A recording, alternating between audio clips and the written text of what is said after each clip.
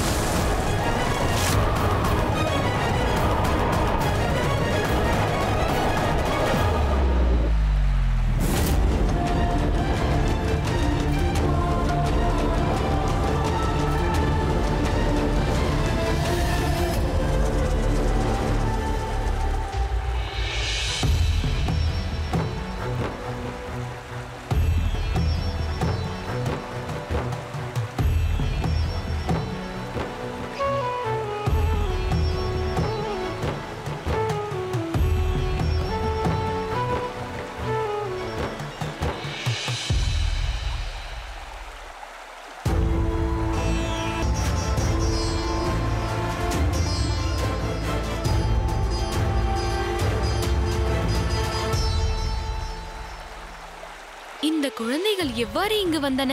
ஆச்சரியமாக இருக்கிறதே. இந்த குழந்தைகளுக்கு வேறு யாரும் இல்லையா? சற்று பொறு. இந்த குழந்தைகளுக்கு உறவினர்கள் இருக்கிறார்களா என்று காட்டுக்குள் சென்று தேடி வருகிறோம்.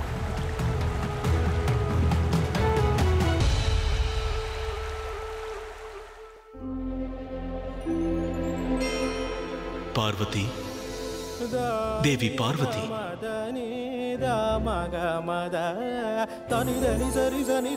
சுவாமி, அப்படி என்ன ஆழ்ந்த சிந்தனையில் மூழ்கிவிட்டாய்? என்னில் வேறென்ன சிந்தனை இருக்க போகிறது? எல்லாம் நம் மைந்தனை பற்றிதான். மறுபடியும் உன்னுள் ஏதேனும் குழப்பம் ஏற்பட்டு விட்டதா? இல்லை சுவாமி, இல்லை. அனைத்து குழப்பங்களையும் தாங்கள்தான் விலக்கி விட்டீர்களே. இனி நான் ஒருபோதும் அந்த நிலைக்கு செல்ல மாட்டேன். அஞ்ஞான இருட்டறையில் இருந்த நான் ஞான வெளிச்சத்திற்கு வந்து விட்டேன். பிறகென்ன? என்ன இருந்தாலும் நான் பிள்ளையை பிரிந்திருக்கும் தாய் அல்லவா? அவன் எங்கிருக்கிறானோ, எப்படி இருக்கிறானோ என்ற எண்ணம் என்னில் இருக்கும் அல்லவா? அதை பற்றி சற்றும் நீ கவலை கொள்ள தேவையில்லை. நம் குழந்தை தன் தாயை பிரிந்து வெகு தொலைவு சென்றிருந்தாலும் அவன் மீது அன்பு செலுத்த பலர் இருக்கின்றனர். அவர்கள் அவனை மிகவும் சிறப்பாக கவனித்துக் கொள்வர். நமது பிள்ளை அன்பை பெறுவதில் எந்த குறையும் நேராது.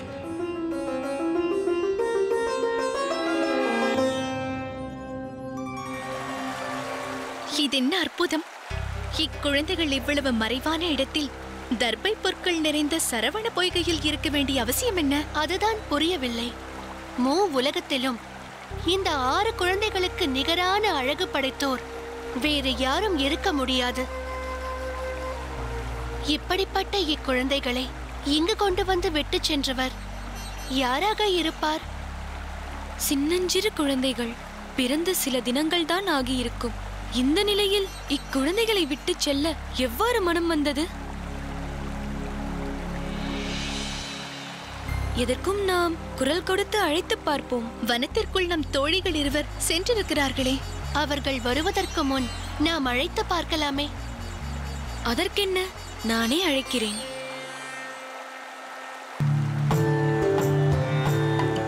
இங்கு யாராவது இருக்கின்றீர்களா? இக்குழந்தைகள் யாருடையது?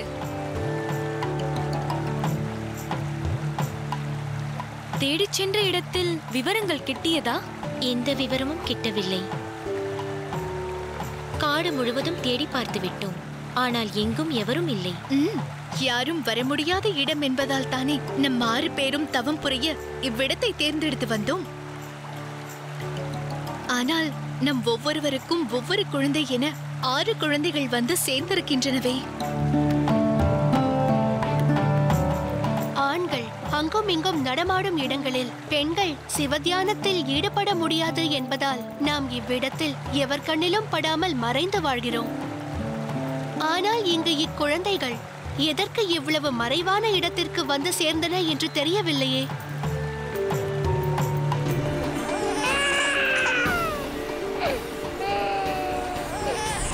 சிரித்துக் கொண்டிருந்த குழந்தைகள் திடீரென்று அழுகின்றனவே. குழந்தைகளுக்கு பசி, அதனால்தான் அழுகின்றன. நாம் இப்போது என்ன செய்வது? நாம் உண்ணும் உணவான கிழங்குகளை தர முடியாதே.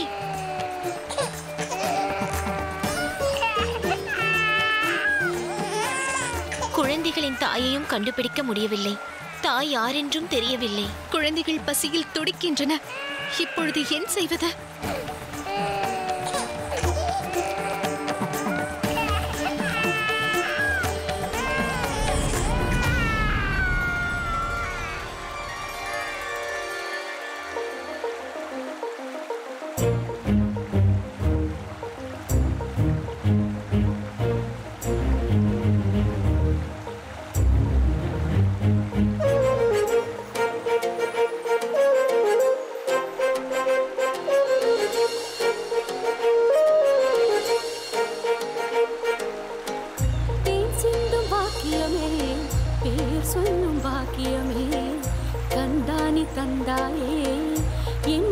சௌக்கியமே தேன் சிந்து பாக்கியமே பேர் சொல்லும் பாக்கியமே தந்தானி தந்தாயே என்னாலும் சௌக்கியமே சா சா சரி சா சா சரி சரி சரி சமரி சசானிதா கமனி நீ நீ சரி மணி சகா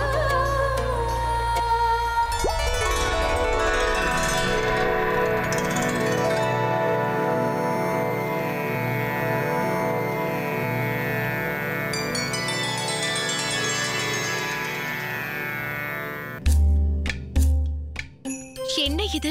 இதெல்லாம் எவ்வாறு நிகழ்கிறது என்றே புரியவில்லையே. உண்மைதான், நாம் 6 பேரும் திருமணமாகாத கன்னி பெண்கள். ஆனால் இக்குழந்தைகளை பார்த்தவுடன் நம்மை அறியாது தாய்மை உணர்வு ஏற்பட்டுவிட்டது. ஆனால் அது ஒன்றும் பெரிதல்ல. அது நம் மனதில் ஏற்பட்ட மாற்றம். அதே வேளை நம் உடலில் ஏற்பட்ட மாற்றம்தான் வியப்பில் ஆழ்த்துகிறது. ஆமாம், தாய்மையுணர்வு பொங்கி பெருகிய உடனே பால் சுரந்தது. அதை ஊட்டும் பொழுது இந்த குழந்தைகளுக்கு தாயாகவே மாறிவிட்டோம். ஆனால் இதெல்லாம் எவ்வாறு நிகழ்ந்ததென்றே தெரியவில்லை. இங்கு நிகழ்பவை யாவும் அந்த சிவபெருமான் நிகழ்த்தும் திருவிளையாடல்கள்.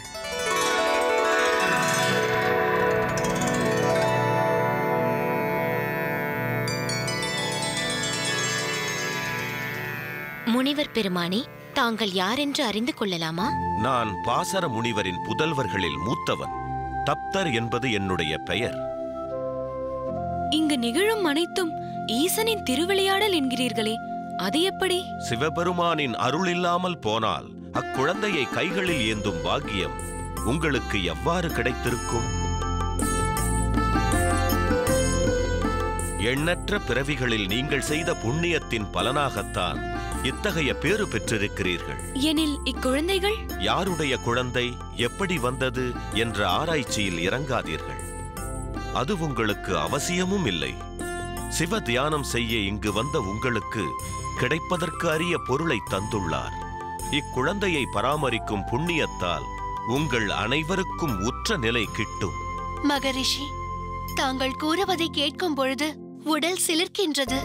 இக்குழந்தைகளை நாங்கள் வளர்ப்பதன் மூலம் சிவபெருமானின் திருவருள் எங்களுக்கு கிட்டுமாயின் அது நாங்கள் பெற்ற பெரும் பேர் என்று இக்குழந்தைகளை ஏற்றுக்கொள்வோம். ஒரு சந்தேகம் வினவலாமா? எதுவாயினும் கேளுங்கள்.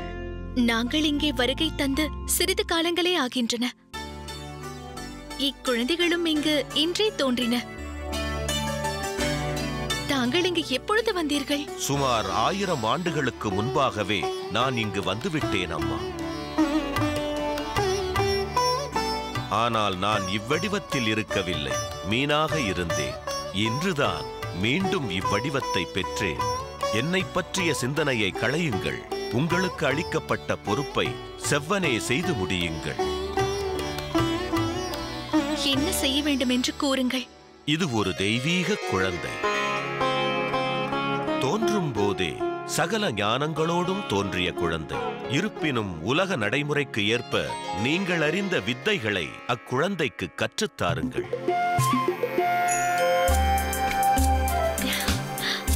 ஒரு வீரனுக்குண்டான பயிற்சியை அளித்து தேர்ச்சி பெறச் செய்யுங்கள். அப்பணியை நீங்கள் தொடங்கிவிட்டால் இவனை எப்படி வளர்க்க வேண்டும் என்பதற்கு அந்த சிவபெருமானே உங்களுக்கு வழிகாட்டுவார். அப்படியே செய்கிறோம். ஆசி வழங்குங்கள்.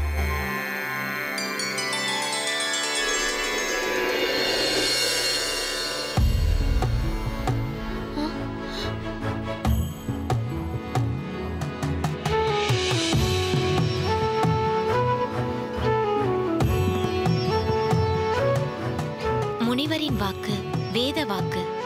ஆனால் அதில் ஒரு சிறு குழப்பமும் இருக்கிறது. இங்கு 6 குழந்தைகள் இருக்கின்றனர். ஆனால் முனிவரோ ஒரு குழந்தையை பற்றி மட்டுமே பேசிவிட்டு சென்றார். குழந்தை என்றுதானே கூறினார், குழந்தைகள் என்று கூறவில்லையே. நதி மூலம் ரிஷி மூலம் பார்க்க கூடாதென்பார்கள். ரிஷியின் வார்த்தைக்கு எது மூலம் என்று ஏன் தேட வேண்டும்? நாம் இந்த தர்பை காட்டிற்குள் வந்ததன் நோக்கம் என்னவென்று விளங்கிவிட்டது. சிவத்தை தியானித்து செய்யும் தவமாக நினைத்து இந்த குழந்தைகளை சகலகலா வித்தகர்களாக வளர்ப்போம். அதுவே நாம் செய்யும் தர்மம். ஓம் நமः சிவாய.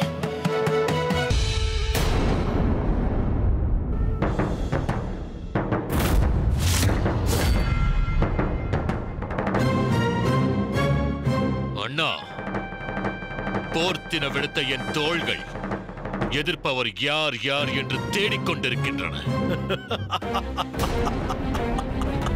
இந்திராதி தேவர்கள் எவரும் ஓடி ஒளிந்து கொண்டிருக்கும் போது நமக்கு எதிர் வந்து நிற்க எவருக்கும் துணிவில்லை. எத்தனை நாட்கள் இன்னும் அரண்மனையிலேயே உண்டு உறங்கிக் கொண்டிருப்பது? அதற்காகத்தான் ஆலோசித்தபடி இந்திரலோகத்திற்கு சென்று அனைத்து பொருட்களையும் கைப்பற்றுவதற்கு புறப்படுகிறேன். என்னை தடுக்கும் எண்ணத்தில் எவரேனும் வந்தால் போர் புரியலாமா அண்ணா? அதற்கு வாய்ப்பில்லை என்பதும் உனக்கு தெரிந்திருக்குமே தாரகாசுரா.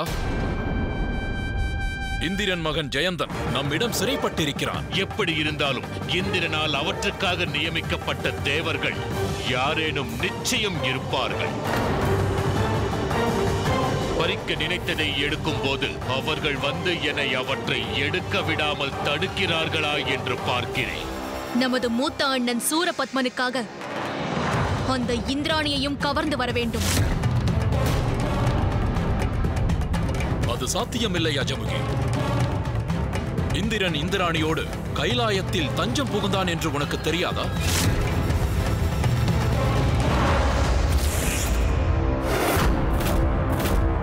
கைலாயம், கைலாயம், சிங்கமுகா, கைலாயவாசி சிவபெருமான் தந்த பாசுபதத்தை கொண்டு அந்த சிவபுத்திரனையே அழித்து விட்டோம் என்பதை மறந்து விட்டாயா?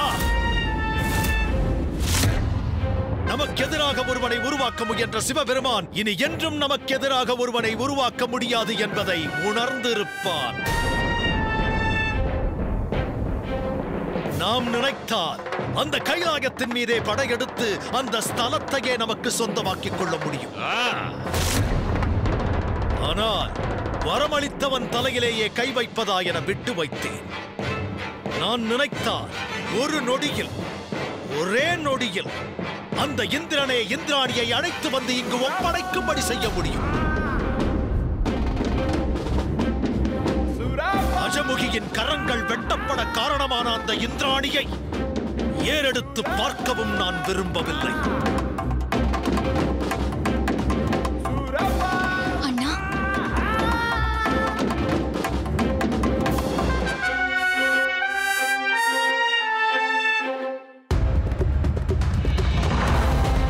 தாரகாசுரா, இப்பொழுதே புறப்படும். தேவலோகத்தில் மட்டுமல்ல, மற்ற திசை காவலர்கள் எவரவரிடம் என்னென்ன இருக்கிறதோ அனைத்தையும் அள்ளிக் கொண்டு வா. குறிப்பாக நவநிதிகளை அள்ளி வழங்கும் குபேரன் பட்டினத்தில் நவரத்ன ஆபரணங்கள் கொட்டி கிடக்கும். அவற்றையும் அள்ளிக் கொண்டு வா. அஜமுகிக்கு அணிவித்து அழகு பார்க்க வேண்டும். வருகிறேன் அண்ணா. தங்களின் உத்தரவுப்படி அனைத்தையும் அள்ளிக் கொண்டு வருகிறேன். புறப்படுங்கள்.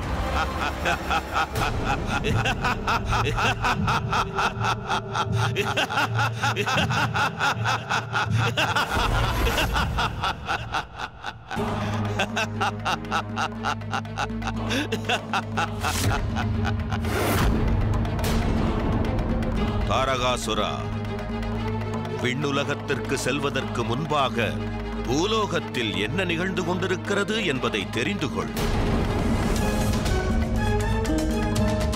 யார் நீ? நன்றாக என்னை உற்றுப்பார்.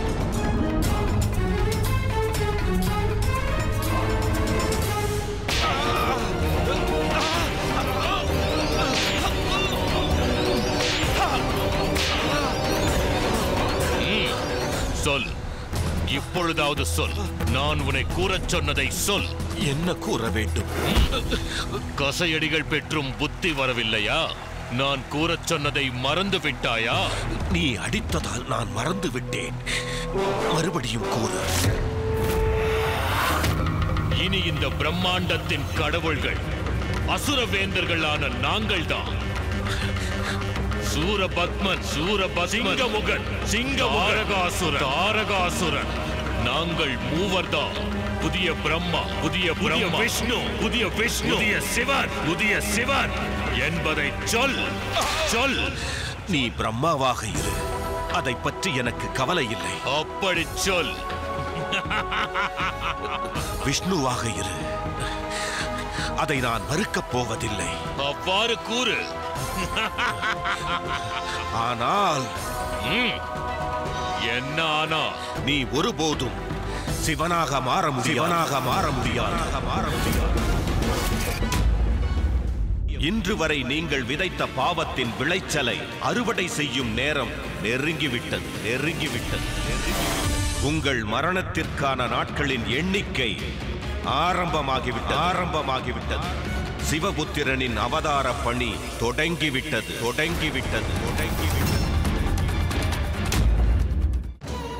தமிழ்க்கடவுள் முருகன் ஒரு சிறிய இடைவேளைக்கு பின் தொடரும்.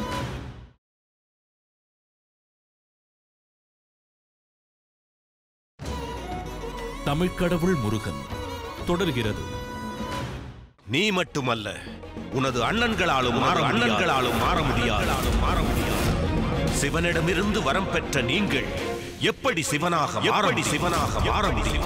கடவுள் என்று கூறினால் அது அந்த சர்வேசர் ஒருவர் மட்டுமே. நீங்கள் அவரிடம் பெற்ற வரத்தின் பிச்சையால் தான் இந்த அண்டம் முழுவதும் சுற்றி திரிகிறீர்கள். உங்கள் பாவமெனும் குடங்களில் என்னை போன்ற முனிவர்களின் ரத்தத்தை நிரப்பிக் கொண்டிருக்கிறீர்கள். அவை நிரம்பி வழியும் போது சிவன் தந்த வரத்தின்படி சிவபுத்திரன் அவதரிப்பார். அந்த குடத்தில் உள்ள உதிரத்தை உங்கள் சிரசுகளின் மீது கொட்டி தீர்ப்பார். சிவபுத்திரனால் அசுரவதம் ஏற்படும். அந்த சிவகுமாரனின் கரத்தால் உனக்கு மரணம் நிச்சயம்.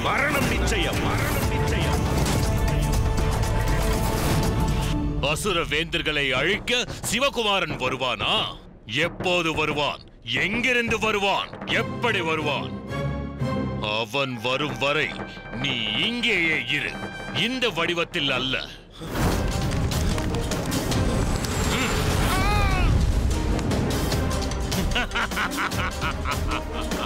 இதோ இந்த வடிவத்தில். என்ன மகரிஷியே, மா முனிவரே, மச்சாவதாரம் எடுத்து விட்டீரோ? இந்த ஸ்தலத்திலேயே, இதோ இங்கிருக்கும் குளத்திலேயே இரு. உன்னுடைய நம்பிக்கைப்படி என்றாவது ஒரு நாள் நீ போற்றுகின்ற அந்த சிவகுமாரன் வந்தால் உன்னுடைய சுய உருவத்தை நீ பெற்றுக்கொள். அப்படி நடந்தால் உன்னுடைய நம்பிக்கை வென்றது என்று பொருள். இல்லாவிடில் தாரகாசுரன் வென்றான் என்றே பொருள்.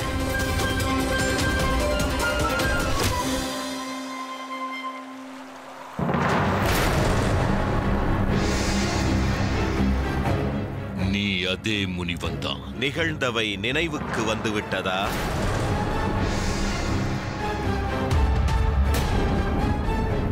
எவ்வாறு உன் சுய உருவத்தை பெற்றாய்? நீ உரைத்தது நிகழ்ந்ததால் தான் சுய உருவத்தை பெற்றே. அப்படி என்றால் அந்த சிவபுத்திரனால் தான் உனக்கு உன் சுய உருவம் கிடைத்தது என்கிறாயா?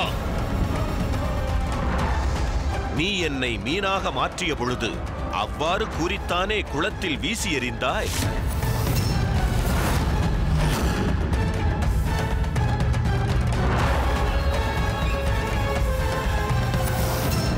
அது எவ்வாறு நிகழும்? நான் தான் அந்த சிவபுத்திரனை எனது பாசுபதாஸ்திரத்தால் சிதறடித்து விட்டேனே. அவ்வாறு நிகழ்ந்திருந்தால் நான் என் சுய உருவத்தை மீண்டும் எவ்வாறு பெற முடியும்? அப்படியெனில் சிவகுமாரன் தோன்றிவிட்டார்.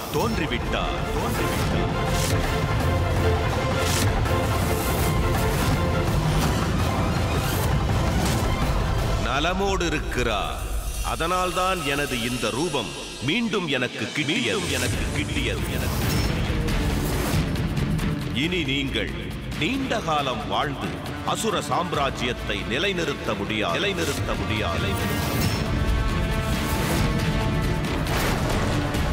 உங்கள் மரணத்திற்கான நாட்களின் எண்ணிக்கை ஆரம்பமாகிவிட்டது. சிவபுத்திரனின் அவதார பணி தொடங்கிவிட்டது.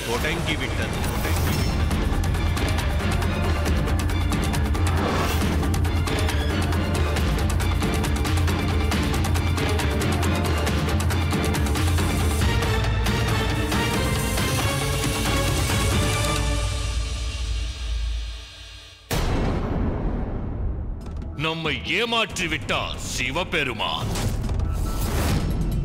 பாசுபதாஸ்திரத்தை நமக்கு அளிக்கும் போது என்ன கூறினார்? இதற்கு மிஞ்சிய ஆயுதம் வேறு எதுவும் இல்லை என்றாரே. சிவகுமாரன் அழிந்தான் என்று நாம் நடத்திய கொண்டாட்டத்திற்கு பொருளே இல்லாமல் போய்விட்டது. சிவகுமாரன் அழியவில்லை, பாசுபதாஸ்திரம் அவனை ஒன்றும் செய்யவில்லை. ஆனால் சிவனின் வார்த்தைகள் பொய்யாகிவிட்டன. சரியாக சொன்னாய் தாரகாசுரா.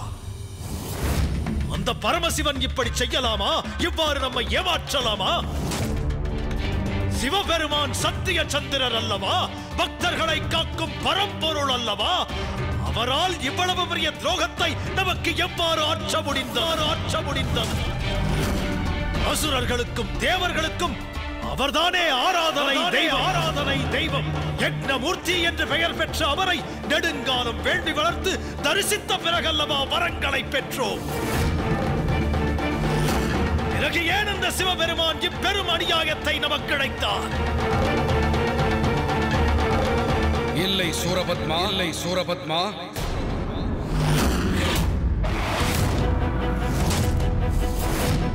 சிவபெருமான் உங்களிடம் பொய்யுரைக்கவில்லை. சிவத்தின் வாக்கு ஒருபோதும் பொய்க்காது. என்ன பேசுகிறீர்கள் குருதேவா? இங்கே என்ன நிகழ்ந்தது என்பதை தெரிந்து கொண்டுதான் பேசுகிறீர்களா? நான் ஏவிய பாசுபதம் ஒன்றையும் அழிக்காமல் பயனற்றதாக திரும்பியது என்பது உண்மைதானே? அதிபயங்கரமான அதீத ஆற்றல் படைத்தது பாசுபதம் என்பது அண்ட சராச்சரங்களும் அறிந்த உண்மைதானே? கூறுங்கள் குருதேவா. அவ்வாறு கூற முடியாது. அதை எவர் மீது ஏவினாலும் அவர் மரணமடைவது உறுதி. அப்படி என்றால் சிவபுத்திரன் மட்டும் ஏன் தப்பித்தான்? அவனுக்கு ஏன் மரணம் ஏற்படவில்லை? ஏனென்றால் நீ பாசுபதத்தை ஏவும் பொழுது அவனுக்கு உயிரில்லை. மரணமடைய வேண்டுமெனில் இலக்கிற்கு உயிர் இருக்க வேண்டுமல்லவா? தாம் கூறுவது யாது குருதேவா?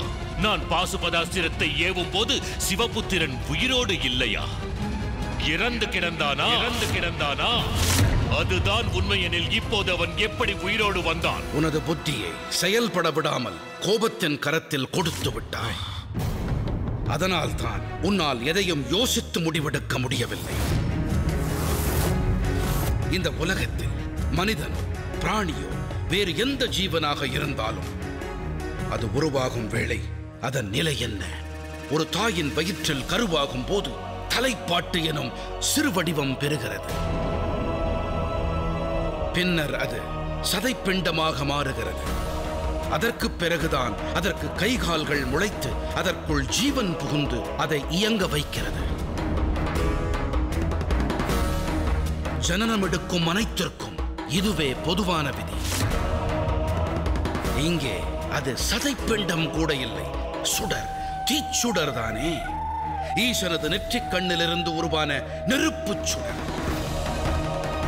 அந்நிலையில் இருக்கும் பொழுதுதான் நீ பாசுபதத்தை ஏவினாய். பரமனின் நெற்றிச் சுடரை பாசுபதம் என்ன செய்ய முடியும்? தேன் சிந்தும் பாக்கியமே, பேர் சொல்லும் பாக்கியமே, கந்தானி தந்தாயே என்னாலும் சௌக்கியமே.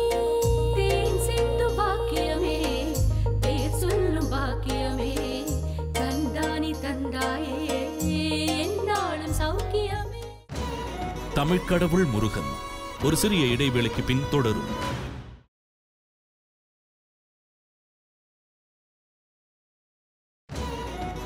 தமிழ்க்கடவுள் முருகன் தொடர்கிறது. 6 பொறிகளாகி அவை வெவ்வேறு இடங்களில் சென்று விழுந்தன. உடனே நீங்கள் அனைத்தும் முடிந்ததென்று எக்காலம் கொண்டீர்கள், விழா கொண்டாடினீர்கள். குருநாதர் சொல்வது வார்த்தைக்கு வார்த்தை உண்மை அண்ணா.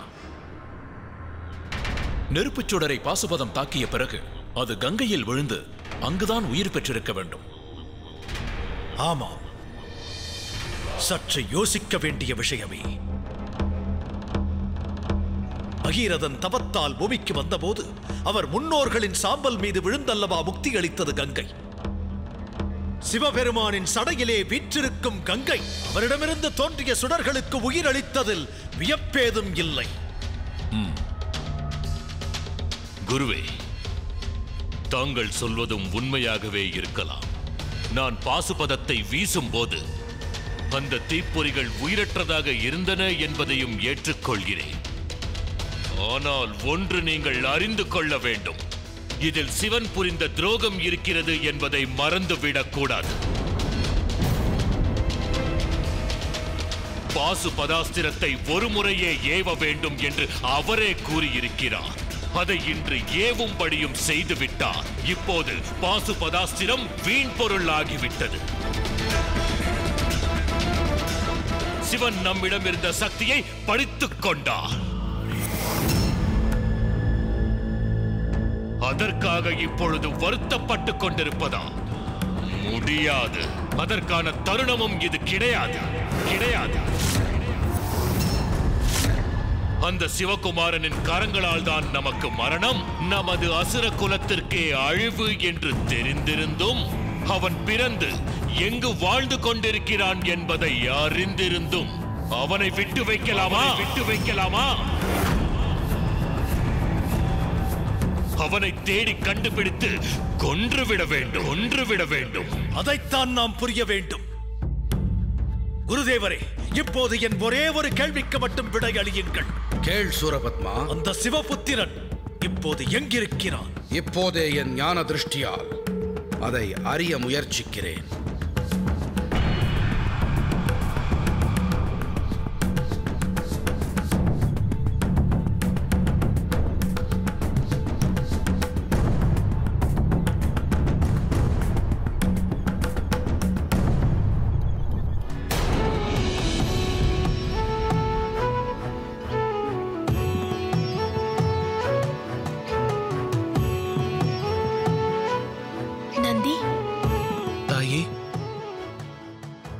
ஏன் செய்கிறாய்? இந்த தொட்டில் முன்பு நான் கட்ட முயன்று நின்று போனது. இப்பொழுது நீ இதை கட்டுவதனால் எப்பலனும் இல்லை. ஏன் அவ்வாறு கூறுகிறீர்கள்? சிவபுத்திரன் இப்போது இங்கு இல்லை. இப்போது அவன் வரப்போவதும் இல்லை. அவ்வாறு இருக்க இது இங்கு எதற்கு இனி? உபயோகம் ஏதும் இதற்கு இனி இல்லை. ஏற்கனவே இருந்த ஸ்தலத்தில் கொண்டு சேர்த்துவிடு.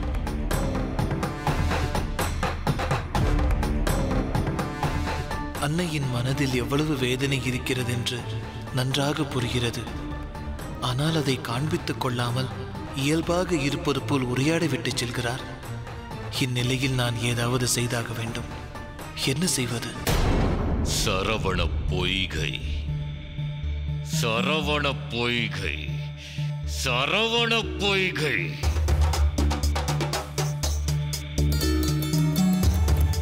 அந்த முனிவனை மீனாக மாற்றி என் காலை கொண்டு எத்தி எறிந்த பொய்கை அல்லவா அது?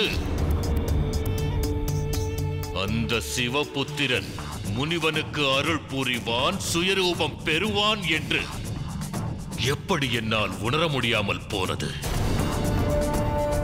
அந்த முருகன் இருக்கும் இடம் இப்போது தெரிந்துவிட்டது. அந்த பரமேஸ்வரன் நாம் அறியக்கூடாது என்பதற்காக மகாபிரபு தன்னுடைய புத்திரனை அங்கு கொண்டு சென்று மறைத்து வைத்திருக்கிறார். அதற்கு எந்த பலனும் இல்லை என்று நிரூபித்து காட்டுகிறேன். இப்பொழுதே சென்று அந்த குழந்தையை கொன்றுவிட்டு வருகிறேன்.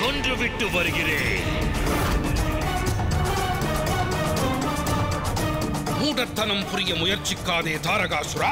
பரமசிவன் தன் குழந்தையை தன்னருகே வைக்காமல் தொலைவில் வேறெங்கோ கொண்டு சென்று வைத்திருக்கிறார் எனில் அதற்கு ஏதோ பொருள் இருக்கிறது என்றுதானே அர்த்தம். ஏற்கனவே நீ அவசரப்பட்டதன் விளைவால் பாசுபதத்தின் பலனை இழந்து விட்டாய். நீ மீண்டும் அத்தவறை ஆற்றப் போகிறாயா? தாங்கள் கூற விளைவது யாது குருவே? சிவபுத்திரனை உயிரோடு விட்டுவிட வேண்டும் என்கிறீர்களா? அவன் வாழும் வரை கைகளை பிசைந்து கொண்டு நிற்க வேண்டும் என்கிறீர்களா? இல்லை, எத்தவரும் புரியாது அமைதி கொள்ளுங்கள் என்று கூறுகிறேன். எதை செய்தாலும் பொறுமையாக நன்கு யோசியுங்கள் என்று கூறுகிறேன். குருநாதர் கூறுவது போல் பொறுமையுடன் தான் இதை சாதிக்க வேண்டும் தாரகா.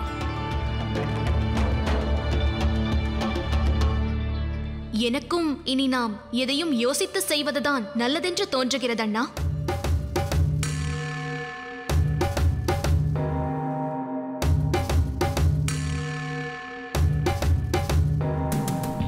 தாரகாசுரா, அனைவரின் கருத்தும் ஒன்றாக இருக்கும் போது நாம் அவசரப்படுவது நல்லதல்ல.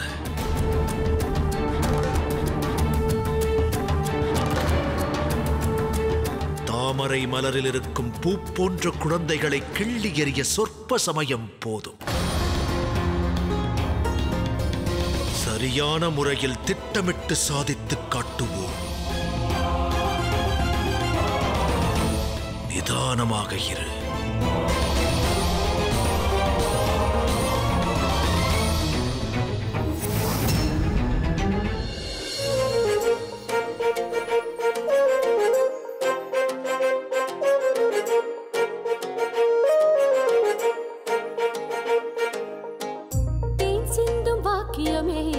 பேர் சொல்லும் பாக்கியமே கந்தானி தந்தாயே என்னாலும் சௌக்கியமே. தேன் சிந்தும் பாக்கியமே பேர் சொல்லும் பாக்கியமே கந்தானி தந்தாயே என்னாலும் சௌக்கியமே.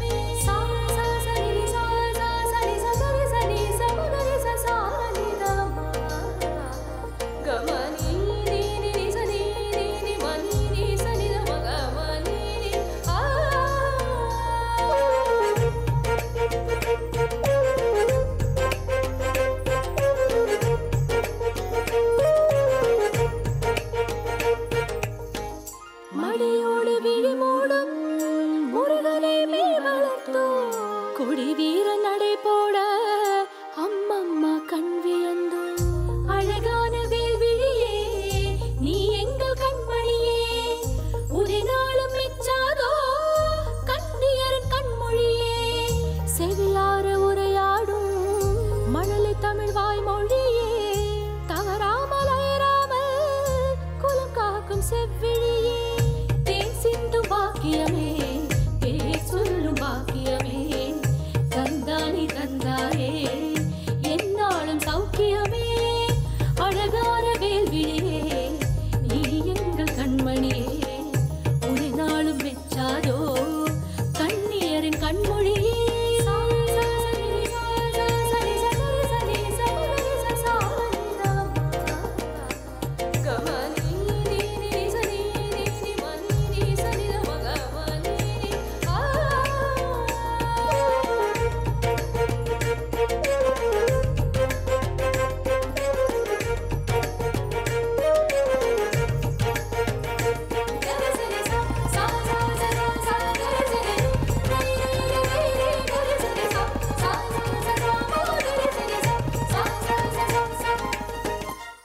புவனங்களை வென்ற சூரபத்மன் ஒரு சிறு குழந்தையை கொல்ல முயற்சி செய்தான் என்பது எனக்கு பெரும் களங்கத்தை ஏற்படுத்திவிடும். ஆனால் அந்த குழந்தையை தந்திரமாக கொன்றுவிட்டால் எக்கேள்வியும் எழாது. தமிழ்க்கடவுள் முருகன் ஒரு சிறிய இடைவேளைக்கு பின் தொடரும்.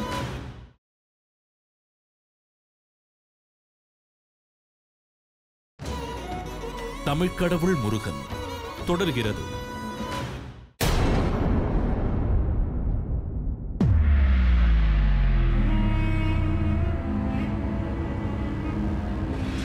சிவபுத்திரன் நமக்கு எதிரி என்றால் அந்த சிவனும் நமக்கு எதிரிதான். ஆனால் சிவபுத்திரனை அழிக்கும் முயற்சியில் சற்று வெளிப்படையாக செயல்பட்டாலும் அந்த சிவனின் பகையை எதிர்கொள்ள நேரும். அண்ணா, அது நமக்கு நல்லதல்ல. சிவபுத்திரனிடம் நாம் பலப்பிரயோகம் செய்தால் சிவன் நம் மீது பகை கொள்ளக்கூடும். அவரை நம்மால் வெல்ல முடியாது. வரம் தந்தவரிடம் பகை பாராட்டுவது நமக்கு நன்மை தராது. அதற்காக வேறென்ன செய்ய வேண்டும் என்கிறீர்கள்? சிவபுத்திரன் வளர்ச்சி பெறும் வரை நாம் காத்துக் கொண்டிருக்க வேண்டும் என்கிறீர்களா? அல்லது நமக்கு பகையாக உருவெடுத்த குழந்தையை வெட்டி வீசக்கூடாது என்று கூறுகிறீர்களா?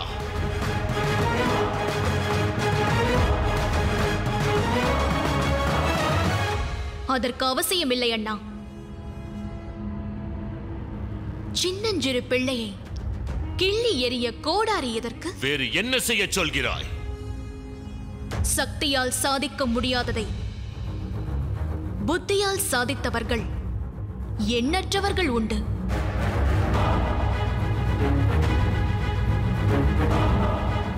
தங்களின் சக்தியால் நிறைவேற்ற முடியாத ஒன்றை யுக்தியை கொண்டு நிறைவேற்றியவர்கள் உண்டு.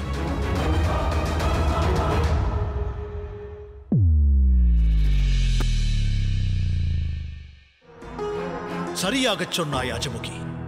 புவனங்களை வென்ற சூரபத்மன் ஒரு சிறு குழந்தையை கொல்ல முயற்சி செய்தான் என்பது எனக்கு பெரும் களங்கத்தை ஏற்படுத்திவிடும். ஆனால் அந்த குழந்தையை தந்திரமாக கொன்றுவிட்டால் எக்கேள்வியும் எழாது. தாரகாசுரன் பாசுபதத்தை கொண்டு சிவபுத்திரனை கொல்ல முயற்சித்தான் என்பது சகல லோகத்திற்கும் தெரிந்துவிட்டது. இனியும் அத்தகைய நிலை ஏற்பட்டுவிடக்கூடாது. அஜமுகி, யுக்தியால் சாதிக்க வேண்டும் என்று கூறிய நீதான் அதற்குரிய மார்க்கத்தையும் கண்டுபிடிக்க வேண்டும்.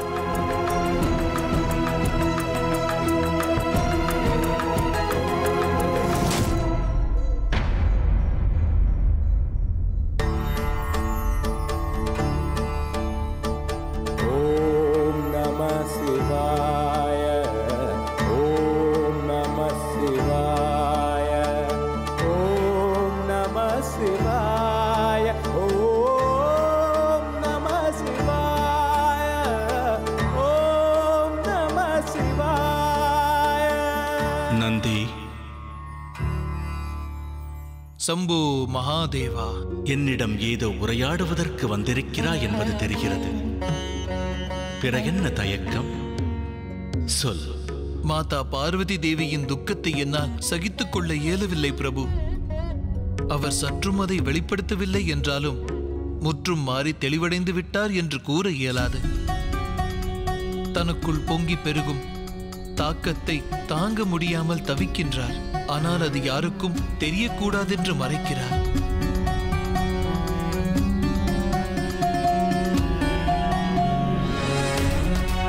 நான் ஞானி இல்லை. தாங்கள் செய்யும் மாயத்தை புரிந்து கொள்ளும் அளவிற்கு புத்தியுடையவனும் இல்லை. என்னிடம் அன்னையின் துன்பத்தை புரிந்து கொள்ளும் இதயம் மட்டுமே இருக்கின்றது. அதைக் கொண்டு மாதாவின் சங்கடத்தை புரிந்து கொள்ள முடிகிறது. அதனால் என்ன பயன்? என்னால் அவர் சங்கடத்தை மாற்ற முடியாது. தாங்கள் நினைத்தால் அன்னையின் சங்கடத்தை ஒரு கணத்தில் விலக்க முடியும். மாதாவின் துக்கத்தை போக்க முடியும். அன்னையிடம் அவர் புத்திரனை தந்துவிடுங்கள் பிரபு. நந்தி, நீ அன்னையின் மீது கொண்டிருக்கும் அன்பை பாராட்டுகிறேன். ஆனால் பார்வதியின் சங்கடம் நான் அறியவில்லை என்று எண்ணுகிறாயா? நன்கு அறிவேன். இருந்தாலும் இந்நேரத்தில் இதை எவ்வாறு ஆற்ற வேண்டியது அவசியமாகிறது. எனவே நிகழ்வது அனைத்தும் விதியின் விளையாட்டென்பதை புரிந்து கொள். இந்நிலையை நான் நினைத்தாலும் மாற்ற இயலாது. ஏனென்றால் நானும் அதற்கு கட்டுப்பட்டவன்தான். இவை ஏற்கனவே தீர்மானிக்கப்பட்ட உலக நியதிகள். இவ்வாறே இது நடந்தாக வேண்டும். அதை நாம் ஏற்றுக்கொள்ளத்தான் வேண்டும். அதனால் காலம் கனியும் வரை நிகழ்வதை பொறுத்திருந்து பார்.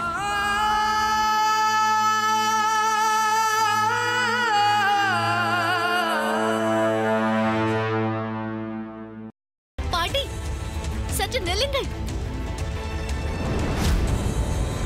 சிவபுத்திரா, நான் உன்னை எங்கு அனுப்ப போகிறேன் தெரியுமா? யமலோகம் என்றால் என்னவென்று தெரியுமா? அவ்விடம் சென்று பார், அவ்விடம் சென்று பார், அவ்விடம் சென்று பார்.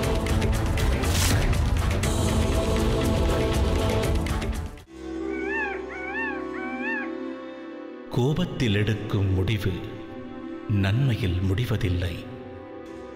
தெய்வத்தை எதிர்க்கும் சக்தி வெற்றியை பெறுவதில்லை.